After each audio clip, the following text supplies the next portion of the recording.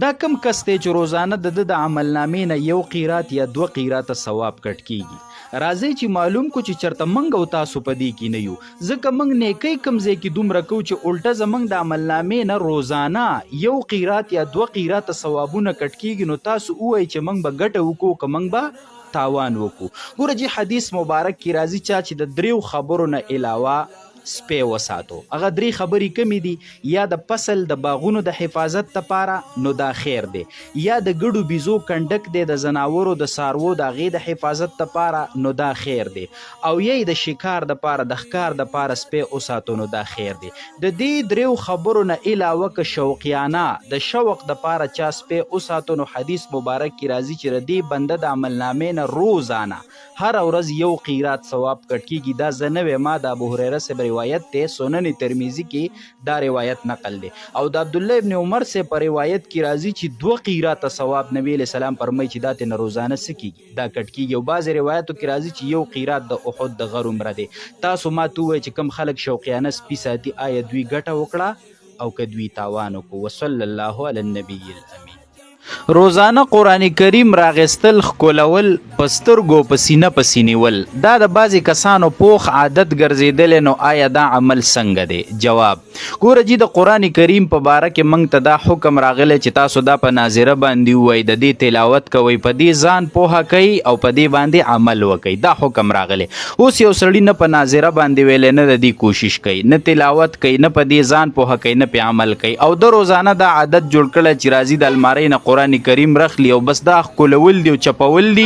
او په سترګو پسې نیول دي او په سینه پسې نیول دي، او دته دا یو عبادت ښکاري، نو دا سړی په دوکه کې پروت دی، دته په دې باندې اجر نه میلاویږي، ځکه چې تا ته د قرآن په باره کې کوم لازم حکم دی هغه لازمي حکم تا پریښی دی، او تا قرآن صرف د ښکلولو دپاره محدود کړی. نو قرآن ښکلول ناروا نه دي، خو دا کار کوي هغه کس چې تلاوت د قرآن نه کوي، ځکه چې څوک تلاوت کوي خو قرآن راواخلي چې تلاوت پکې وکړي نو ښکلي هم کي څه خبره نه ده، خو چې کوم تلاوت نه کوي نو هغه دا طریقه جوړه کړې چې روزانه د المارۍ نه رخلي او بس ښکلول دي او په سترګو په سینه پسې نیول دي. نو دا یاد ساته چې په دوکه کې پروت دی او په دې خبره باندې ته هېڅکله خلاصېږي نه، دا مسله ختمه شوه. دویم یو ملګری تپوس کوي چې یو سړی واشروم باتروم ته ورغی او دسمات یې وکړو، غټ او دسمات یې، وړوکې او دسمات یې، د وړوکې او دسماتې استنجا د په کاغذ یا لوټې سره وکړه او د غټ او دسماتې دپاره د اوبه استعمال کړئ. دا کار څنګه دی؟ نو جواب دا دی چې دا کار ټیک دی، وړه استنجا په کاغذ یا لوټې سره وشول او غټ استنجا په اوبو سره وکړه نو بالکل ټیک ده،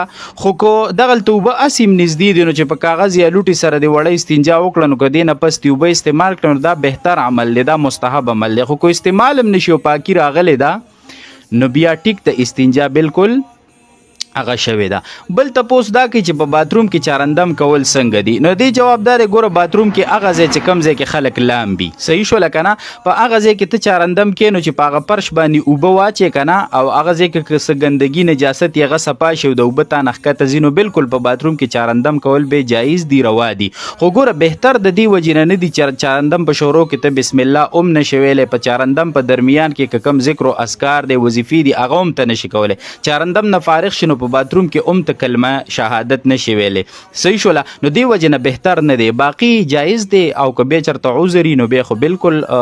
کولی شي، هېڅ خبره پکې نشته دی. بل تپوس دا کوي چې اکثر خلک جمع په جومات کې ولاړی نو ډېر خلک پکې سرتور سر باندې په مونځ ولاړي، نو دا کار وایي څنګه دی او دې دپاره څه کول پکار دي؟ جواب دا دی چې په سرتوره مونځ بغیر د عذر نه دا مکروه دی، داسې نه ده پکار، خو نن سبا اکثر نوجوانان په سرتوره ولاړي، نو دا دومره راټینګول او رټل او په دې خبره یو لانجه جوړول چې تاسو په سرتوره ولې مونځونه کوئ او بیا مه راځئ جومات ته، نو دا خبره غلطه ده. د دې فتنې په دور کې چې نوجوان جومات ته راغی او په جمع کې ودرېد او د فرض مونځ ادا کړو، دا ډېره لویه د غنیمت او ډېره غټه خبره ده. باقي ډېر سړی ځان څه په خپله سوچ کې چې په سرتور سر بغیر د عذر نه مونځ کول د ناراستۍ د وجې او دا عادت جوړول دا مکروه دي، د مانځه په ثواب کې کمی راځي، خو نه دې نه غټه لانجه جوړول او نوجوان په دې راټینګول او رټل او هغه ته بد رد ویل دا کار هم ټیک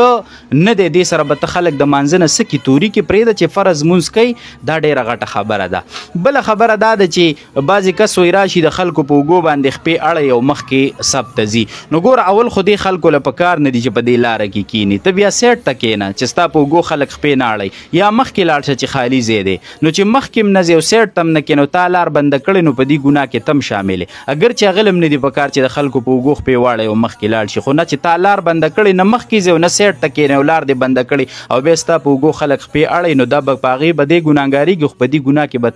تم سي شامل یې. نو دواړو طرفو ته احتیاط پکار دی. اهم مسایل دي د مسلمانانو رونو سره شریک کوي. وصلی الله علی النبی الامین. د نوي کال د شروع کېدو په موقع باندې مبارکیانې ورکول، خوشحالۍ او جشنونه مناوهل، په دې خبره باندې د ټولو مسلمانانو رونو خویندو سره عموما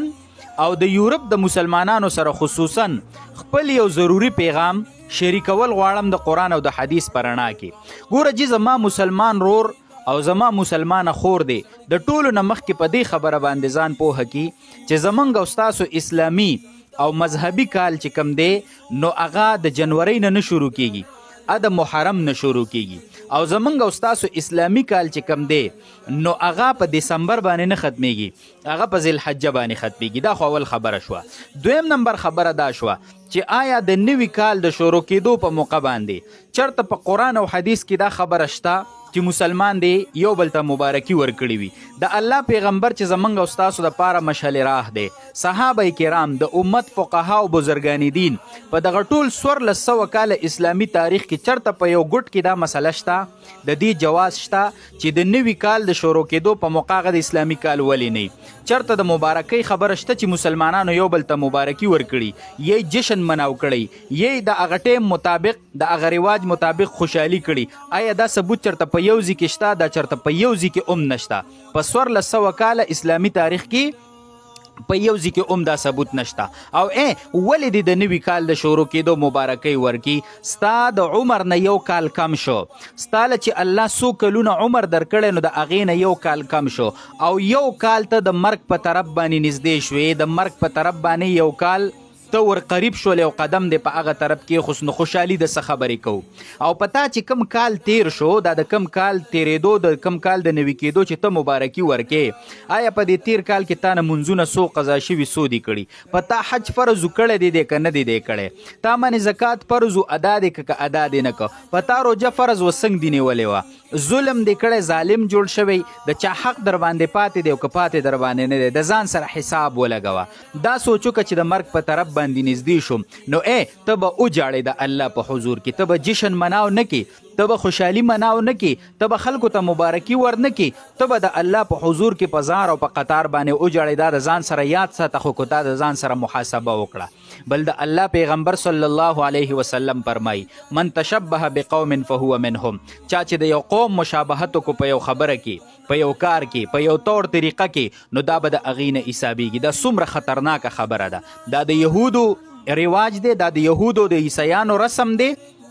چې هغوی د نوي کال مبارکۍ ورکوي، جشنونه جوړوي، پروګرامات جوړوي، او ډېر د افسوس نه دا خبره کوم چې زما مسلمان هم ورسره پکې شریک دی، زما نوجوان رور، زما نوجوانه خور پوسټونه کوي، ویډیوګانې جوړوي، خپل تصویران جوړوي او د نوي کال مبارکۍ ورسره لیکلي. دا ډېره سخته د افسوس خبره ده. دا مسلمان که د محمدي کېدو دعوه کوي چې زه محمدي ما، نو په هغه باندې ډېر افسوس پکار دی چې هغه داسې پوسټونه کوي او داسې مبارکۍ ورکوي. دا د اسلامي تهذیب په معاشره باندې چاړه راښکل دي او خپل را روان نسل ته یو غلط تاثر چې کوم دی ورکول دي، او اسلامي تهذیب او اسلامي معاشره د هغې د معاشرې نه د هغې جنازه ویستل دي. لہذا که کوم مسلمانان په دې غلط فهمۍ کې او په دې غلطۍ کې مبتلا وي چې تر اوسه یې کړي، په هغې د استغفار ووایي، معافي دې وغواړي او بیا دې د دې نه ځان وساتي. او د یورپ چې کوم مسلمانان دي د هغې په خدمت کې خصوصي دا پیغام دی چې که دغلته غیر مسلم د نوي کال د شروع کېدو په موقع کوم پروګرامات کوي، کوم جشنونه مناوئ، نو برای کرم تاسو ورسره به حیثیت مسلمان هیڅ کله په دغه کې شرکت هغه مه کوئ. دا ضروري پیغام ضروري د معاشرې مسلمان ته، نوجوان رور او خور ته ورسوئ چې د دې فساد نه منع شي. وصلی الله علی النبی.